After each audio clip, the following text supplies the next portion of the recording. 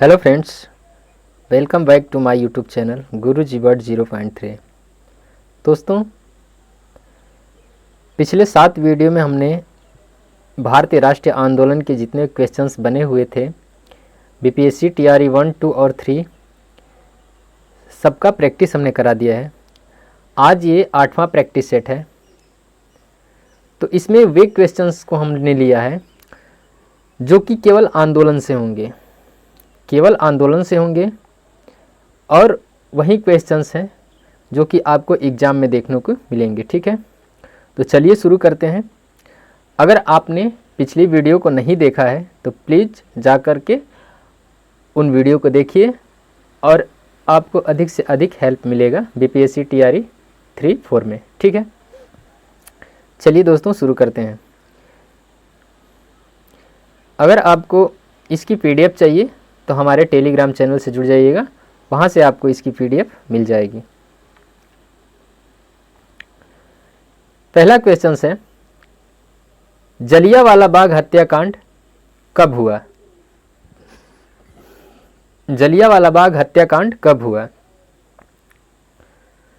तो इसका right answer है 13 अप्रैल 1919 को। 13 अप्रैल 1919 को।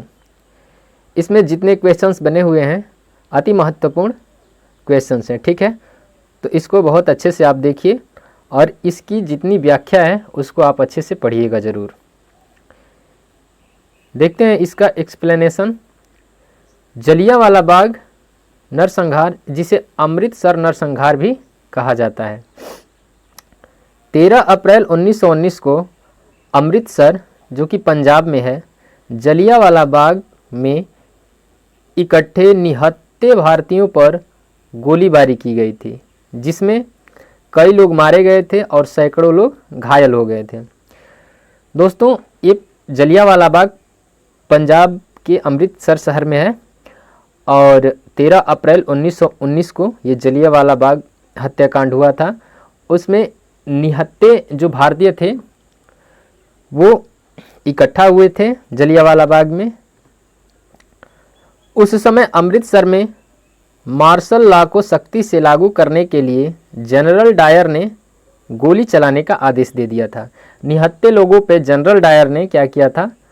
गोली चलाने का आदेश दे दिया था।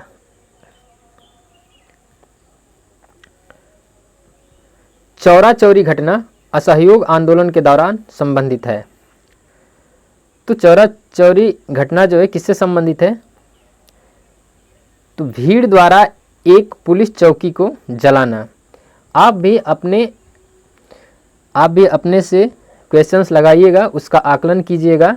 अंत में कमेंट में ज़रूर बताइएगा कि कितना आपका सही हुआ। इससे एक आपके माइंड में ये होगा कि हम कितना क्वेश्चन जानते हैं। ठीक है, बाकी तो हमने इसका पूरा विश्लेषण करके बताया है, आप लोग अच्छे से इसको देखते रहिए।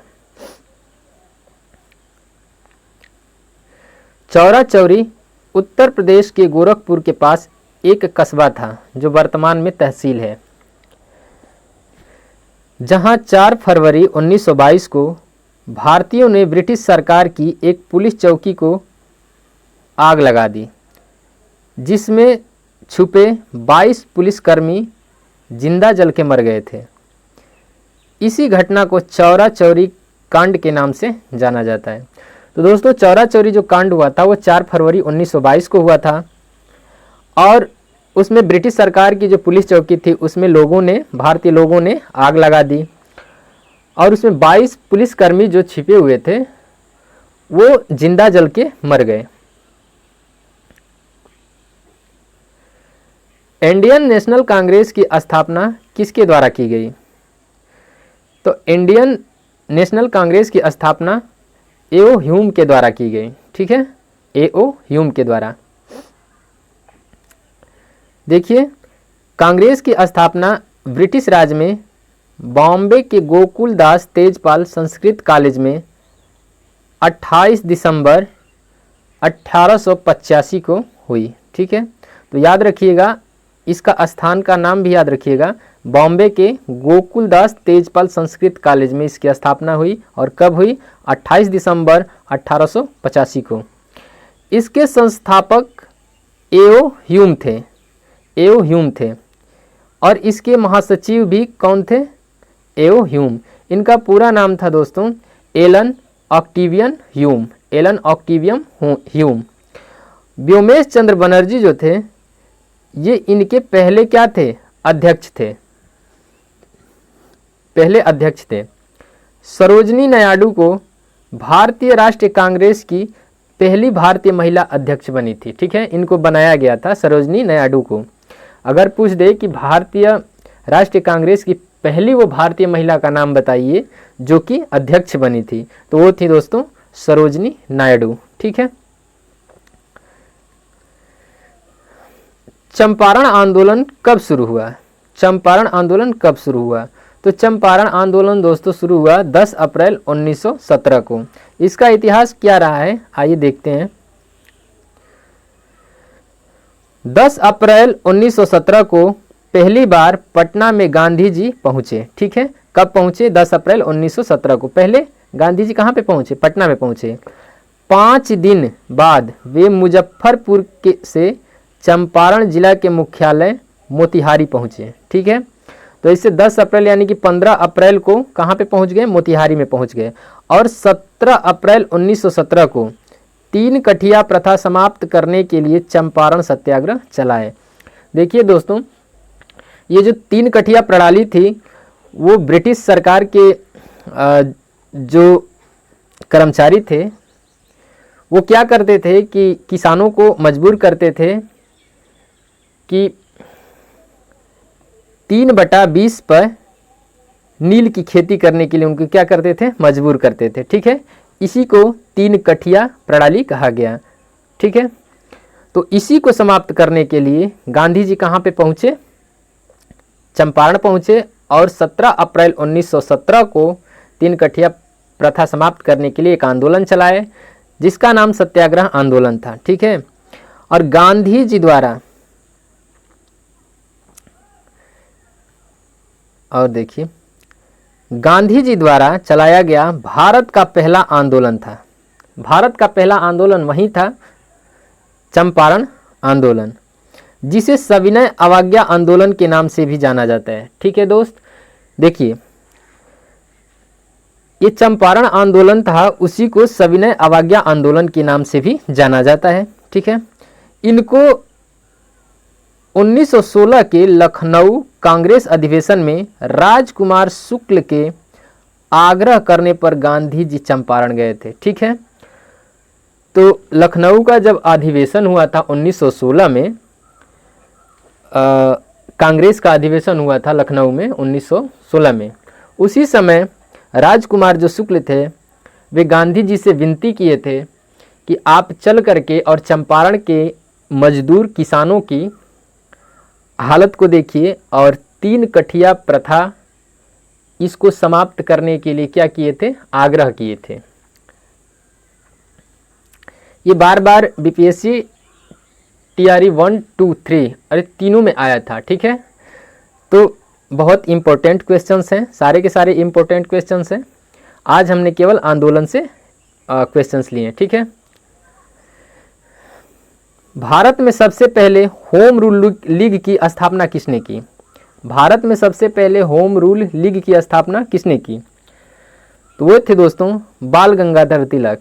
अब देखिए इसमें कन्फ्यूजन ये क्रिएट होता है, इसमें पूछा गया है कि भारत में सबसे पहले किसने किया? किए तो एनी बेसेंट भी हैं, लेकिन सबसे पहले किसने किया? तो वो थे बाल गंगाधर तिलक। अब आइए इनको देखते हैं। देखिए होम रूल लीग 1873 से 1882 एक राजनीतिक दल था जिसने आयरलैंड में स्वशासन यानी कि होम रूल के लिए आंदोलन चलाया था। ठीक है, स्वशासन के लिए होम रूल जो आंदोलन चला था उसका अर्थ ही था दोस्तों स्वशासन, अपना शासन हो। ठीक है, तो ये कहाँ पे चला था? आयरलैंड में चला था सबसे पहले। ये एक राजनीतिक दल था। इसको भारत में बाल गंगाधर तिलक ने पुणे के बेलगांव में 28 अप्रैल 1916 को होम रूल लीग की क्या किए थे, स्थापना किए थे। किसने? बाल गंगाधर तिलक ने 28 अप्रैल 1916 को।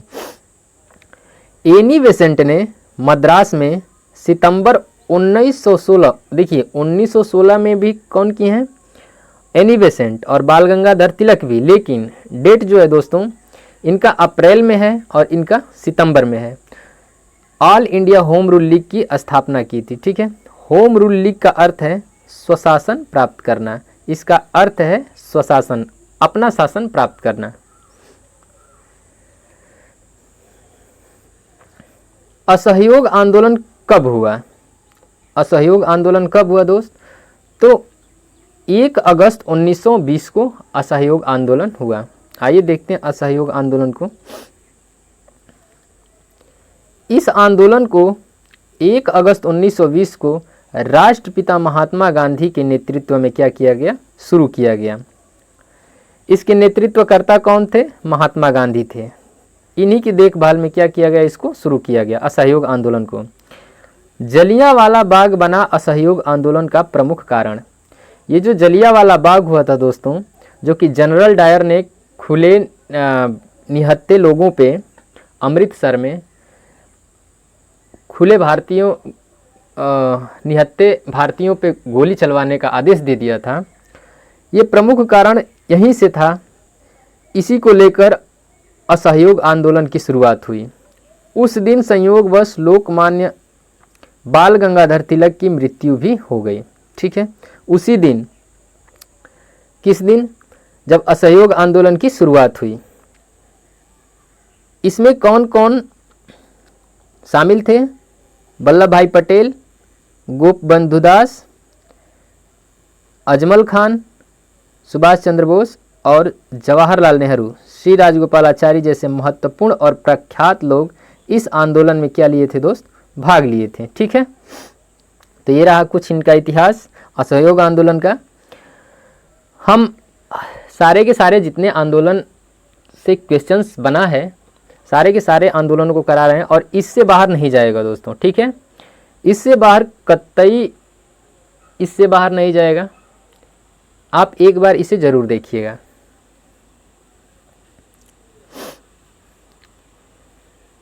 सविनय अवज्ञा आंदोलन कब हुआ? सविनय अवज्ञा आंदोलन कब हुआ? तो ये 1930 में हुआ। ये 1930 में हुआ। सविनय अवज्ञा आंदोलन महात्मा गांधी के दांडी मार्च के नेतृत्व में शुरू हुआ।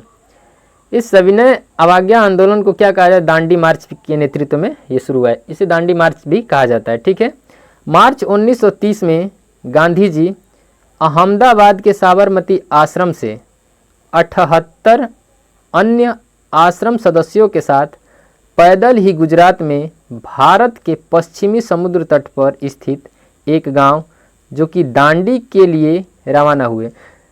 जिस गांव का नाम दांडी था, वहां पे गांधी जी मार्च 1930 में अहमदाबाद के साबरमती आश्रम से 78 अन्य सदस्यों के साथ पैदल यात्रा की थी। और पहुँचे कब थे वहाँ पे दोस्तों? 6 अप्रैल 1930 को पहुंचकर मुट्ठी भर नमक उठाते हुए सरकार द्वारा लागू नमक कानून को तोड़कर सार्वजनिक असहयोग आंदोलन की शुरुआत की थी। ठीक है, तो जो नमक तोड़ो कानून जो लगाए थे, ये नमक कानून लगाए थे, नमक पे जो कर लगाए थे, ब्रिटिश सरकार जो नमक पे कर लगाए थे, उसको तोड़ने के लिए गांधी जी ने मार्च 1930 में सविनय अवज्ञा आंदोलन की क्या की, शुरुआत की। ठीक है,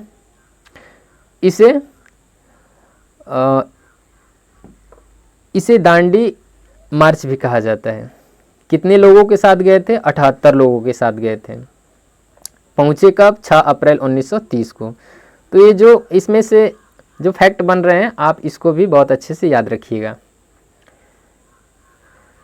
क्योंकि क्वेश्चन इतने से ही देगा, इतने में से ही देगा, इससे बाहर नहीं देगा, विश्वास रखिए। किस समाज सुधारक को लोक हितवादी के नाम से पुकारते थे? किस समाज सुधारक को लोक हितवादी के नाम से पुकारते थे? तो वे थे दोस्तों GH देशमुख, GH देशमुख। इनका पूरा नाम गोपाल हरि देशमुख को लोकहितवादी के नाम से जाना जाता है। गोपाल हरि देशमुख महाराष्ट्र के एक समाज सुधारक और तर्कवादी थे। उन्होंने ब्रिटिश राज के तहत न्यायाधीश का पद संभाला था। ब्रिटिश राज में ही उन्होंने क्या किया था दोस्तों, ये न्यायाधीश का पद संभाला था।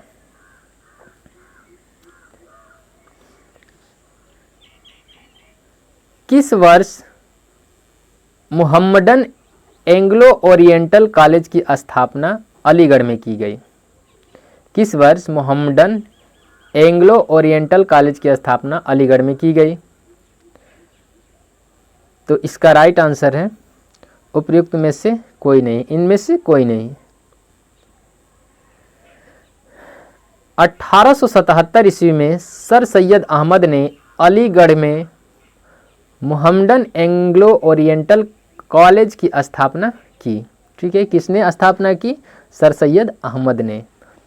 सन कितने में? 1877 में मुहम्मडन एंग्लो ओरिएंटल कॉलेज की स्थापना। ठीक है, उनका उद्देश्य ब्रिटिश शिक्षा प्रणाली के अनुरूप एक कॉलेज का निर्माण करना था, लेकिन इसके इस्लामिक मूल्यों से समझौता किए बिना। देखिए यहाँ पे कारण भी लिखा गया है कि ब्रिटिश सरकारी प्रणाली के अनुरूप तो एक कॉलेज का निर्माण करना ही था, लेकिन इसके इस्लामी मूल्यों से समझौता किए बिना है। यानी कि जो उनका इस्लामी मूल्य है, यानी कि जो उनका जो इस्लामी नियम है, उसमें कोई समझौता नहीं कर सकते थे ब्रिटिश सरकार से। ठीक है, महात्मा गांधी का राजनीतिक गुरु कौन था? तो महात्मा गांधी के राजनीतिक गुरु उपयुक्त में से कोई नहीं है दोस्तों। इनके गुरु हैं दोस्त गोपाल कृष्ण गोखले। गोपाल गोखले का आदर्श वाक्य सार्वजनिक जीवन को आध्यात्मिक बनाना था। इनका एक आदर्श वाक्य भी याद रखिएगा, सार्वजनिक जीवन को क्या बनाना? आध्यात्मिक बनाना। 1938 में किसकी अध्यक्षता में राष्ट्रीय योजना समिति की स्थापना की गई? 1938 में किसकी अध्यक्षता में राष्ट्रीय योजना समिति की स्थापना की गई? तो वो थे जवाहरलाल नेहरू। 1938 में जवाहरलाल नेहरू की अध्यक्षता में राष्ट्रीय योजना समिति की स्थापना की गई थी। राष्ट्रीय योजना समिति NPC की स्थापना सुभाष चंद्र बोस की पहल पर की गई थी। यानी कि सुभाष चंद्र बोस क्या किए थे? सलाह भी दिए थे। जो कुछ भी ये पहल किए, इनकी अहम भूमिका थी। इसकी स्थापना से ही स्वतंत्रता के लिए राष्ट्रीय संघर्ष में वाम राजनीति के प्रभाव का समावेश हुआ। देखिए सारे के सारे क्वेश्चंस पूछे गए हैं BPSC TRE 1, 2, 3 में। इसका विश्लेषण हम कर दे रहे हैं। इस विश्लेषण से अलग कुछ नहीं आएगा, इसी में से आपका क्वेश्चंस घुमा फिरा के बनेंगे। ठीक है, BPSC अब टीचर हल्के में नहीं रहा दोस्तों। टीचर का जो एग्ज़ाम है वो अब वो नहीं है कि 2 2 + 4 2 2 2 + 2 = 4, ये ऐसा एग्ज़ाम नहीं रहा। अब बहुत मेहनत करनी पड़ेगी। ठीक है, भारतीय स्वतंत्रता संघर्ष के दौरान किसने स्वदेश बांधव समिति का गठन किया था? तो ये थे अश्विनी कुमार दत्त। भारतीय स्वतंत्रता संघर्ष के दौरान अश्विनी कुमार दत्त ने 6 अगस्त 1905 को स्वदेश बांधव समिति की स्थापना की, जिसका उद्देश्य स्वदेशी वस्तुओं की खपत को बढ़ावा देना था। बरिशाल हितैषी नामक साहित्यिक पत्र का प्रकाशन भी किसने किया? अश्विनी कुमार दत्त ने किया। बरिशाल हितैषी। ठीक है, विदेश में भारतीय राष्ट्रीय ध्वज प्रथम बार किसने फहराया? तो ये थी मैडम भिखाजी कामा। ये तो आप लोग जानते ही होंगे।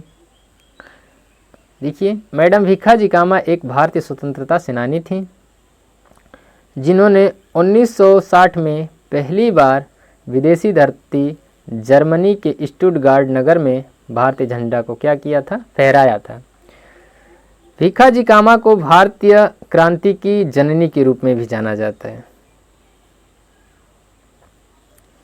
खुदाई खिदमतगार आंदोलन का नेतृत्व किसने किया? तो वे थे अब्दुल गफ्फार खान। खुदाई खिदमतगार आंदोलन उत्तर पश्चिमी सीमांत प्रांत में पश्तून स्वतंत्रता सेनानी अब्दुल गफ्फार खान के नेतृत्व में भारतीय उपमहाद्वीप पर ब्रिटिश कब्जे के खिलाफ एक अहिंसक आंदोलन था। यह आंदोलन गांधी जी के अहिंसात्मक आंदोलन से क्या था, प्रेरित था। खिदमतगार आंदोलन की शुरुआत वर्ष 1929 में की गई थी। ठीक है। गदर पार्टी की स्थापना कहाँ पर हुई थी? तो ये था संयुक्त राज्य अमेरिका में। पंजाब के प्रमुख क्रांतिकारी लाला हरदयाल द्वारा स्टैनफोर्ड यूनिवर्सिटी कैलिफोर्निया, जो कि यूएसए में है, अध्यापन के दौरान सोहन सिंह भाकना के सुझाव पर 1 नवंबर 1913 को गदर पार्टी की स्थापना हुई। इसके अध्यक्ष सोहन सिंह भाकना थे। इस पार्टी को प्रशांत तट का हिंदी संघ के नाम से भी क्या किया जाता है, जाना जाता है, प्रशांत तट का हिंदी संघ। इस पार्टी के द्वारा हिंदुस्तान गदर नामक पत्रिका निकाली गई थी। इस पार्टी के द्वारा हिंदुस्तान गदर नामक पत्रिका क्या की गई थी, निकाली गई थी, जो प्रारंभ में उर्दू में तथा बाद में गुरुमुखी में छपने लगी। इसके संपादक रामचंद्र पेशावरी थे। तो आज के लिए इतना ही दोस्तों। आज के जितने 20 MCQ थे जो कि अति महत्वपूर्ण है, ठीक है, आप इसको पूरे अच्छे से देख लीजिएगा। ये आप में एक कॉन्फिडेंस पैदा करेगा। जितना हमने BPSC TRE 1 2 3 का जितना प्रैक्टिस कराया है, आप उसको देख के जाइए, इससे बाहर एक भी क्वेश्चंस नहीं बनेगा। ठीक है। तो आज के लिए इतना ही। अगर आपको टेलीग्राम से जुड़ना है तो यहाँ से जुड़ जाइए, आपको PDF यहाँ पे अवेलेबल मिल जाएगी। ओके दोस्तों, धन्यवाद।